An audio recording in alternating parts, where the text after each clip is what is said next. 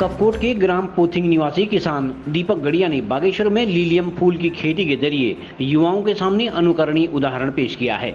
उद्यान विभाग सहित जिला प्रशासन व अन्य संगठनों ने भी दीपक गड़िया के प्रयासों की सराहना की है। यहाँ बता दें कि लीलियम फूल की बाजार में काफी डिमांड है।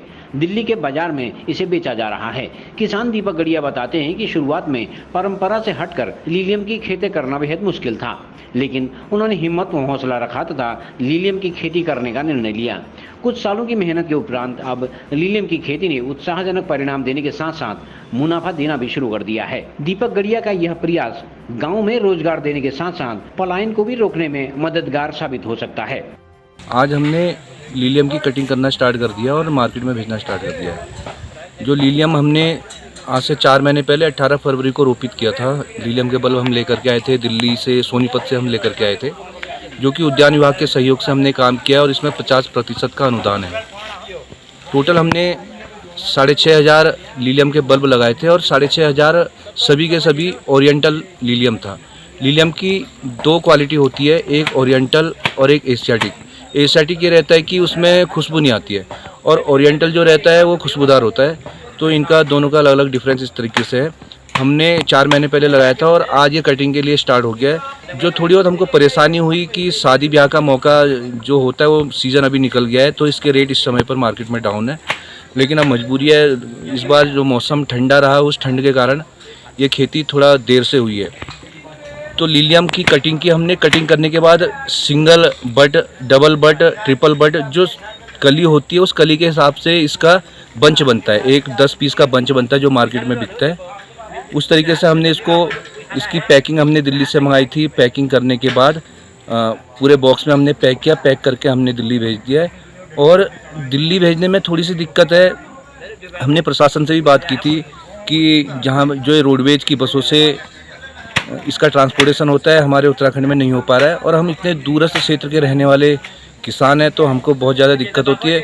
वो तो थोड़ा बहुत जो यहाँ के टैक्सी चालक है वो हमारा सामान ले जाते हैं यहाँ पे, तो थोड़ी सी मदद उनसे हो पा रही है। तो अभी आज हमने लीलियम की पहली खेप भेजी और आज पहली खेप में 950 लीलियम के फूल हमने दिल्ली भेजे। जो लीलियम की खेती है, मैं कई लोगों से कहता है और विभाग से भी मैंने जो बात की और विभाग ने भी सहयोग करने की पूरी बात की है। हमारे इस क्षेत्र में जो टेम्परेचर हमको मिलता है तो लीलियम की खेती के लिए एकदम मुनासिब है। यहाँ पर लीलियम की खेती साल में 2 बार हो सकती है, जो कि नकदी फसल है और इस नकदी फसल में किसानों को अच्छा मुनाफा हो सकता है, बशर्ते उसमें इन्वेस्टमेंट भी ज़्यादा है, ज़्यादा रुपया लगाना पड़ता है, लेकिन उसी के अनुपात में इसमें मुनाफा भी मिलता है। थोड़ा मेरा यह अनुरोध विभाग से रहेगा, सरकार से रहेगा कि इस लीलियम की खेती में कृषकों को प्रोत्साहित करने के लिए सब्सिडी तो आप दे रहे हैं, 50% सब्सिडी दे रहे हैं, लेकिन उसके साथ साथ में ट्रांसपोर्टेशन की व्यवस्था होनी चाहिए। कम से कम रोडवेज की बसों के माध्यम से उचित दरों पर होना चाहिए। और दूसरा, लीलियम की खेती में अगर मौसम आधारित कोई नुकसान होता है तो उस नुकसान के लिए इंश्योरेंस की सुविधा भी होनी चाहिए। जैसा कि आप लोगों में से बहुत से लोग जानते हैं कि मैं एक राजनीतिक व्यक्ति भी हूँ और राजनीतिक व्यक्ति होने के साथ साथ सामाजिक व्यक्ति होने के साथ साथ एक किसान भी हूँ। और वो किसान होने का मुख्य कारण ये है कि आधुनिक खेती मैं यहाँ पर कर रहा हूँ। लोगों को ये उदाहरण पेश करता हूँ कि लोगों को भी ये प्रेरणा मिल सके, क्योंकि रोज़गार की जब हम बात करते हैं तो रोज़गार इस समय पर बहुत ज़्यादा संभव नहीं है, रोज़गार मिल नहीं पाते हैं। तो यही लोगों में एक उदाहरण हमें पेश करना चाहिए। मेरा सभी राजनीतिक दलों के व्यक्तियों से ये अनुरोध और निवेदन है कि आप राजनीति और सामाजिक हित के साथ साथ में समाज के बीच कुछ उदाहरण ऐसे पेश करें जिससे कि लोगों में नई जागरूकता है और लोगों को साथ साथ रोजगार भी मिल सके। CCN न्यूज के लिए ब्यूरो रिपोर्ट बागेश्वर।